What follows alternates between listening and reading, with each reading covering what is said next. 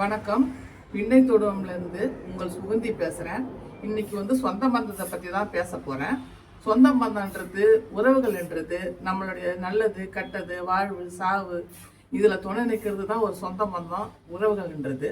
ஆனால் இப்போ இருக்கிற காலகட்டத்தில் அந்த மாதிரிலாம் எதுவுமே கிடையாது. எவ்வளோ மாறி போச்சு.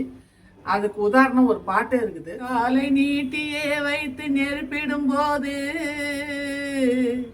காலை நீட்டியே வைத்து நெருப்பிடும் போது, நேசம் பாசம் ஒரு ஆசைக்கெல்லாம் காட்டிய ஒரு பிடி வாய்க்கரிசியிலே கணக்கு தீர்ந்திடும் சொந்தமடா.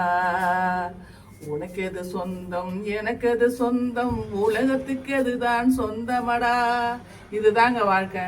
உறவுன்றது நம்ம இறந்த உடனே அந்த வாய்க்கரிசி போட்டு நம்மளுக்கு அனுப்புறாங்க பாருங்க, அதோட முடிஞ்சு போச்சு நம்ம உறவெல்லாம்.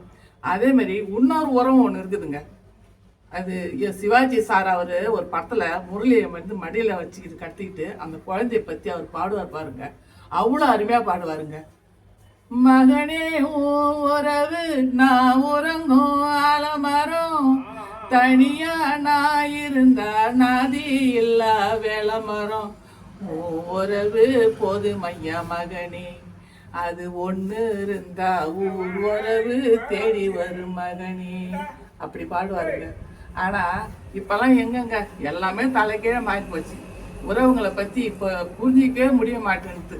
அந்த உறவு நம்மளே காலை வாரி விடுற அளவுக்கு உறவுகள் வளர்ந்து போச்சுங்க. என்னை பொறுத்த வரைக்கும் இதுதான் உறவு.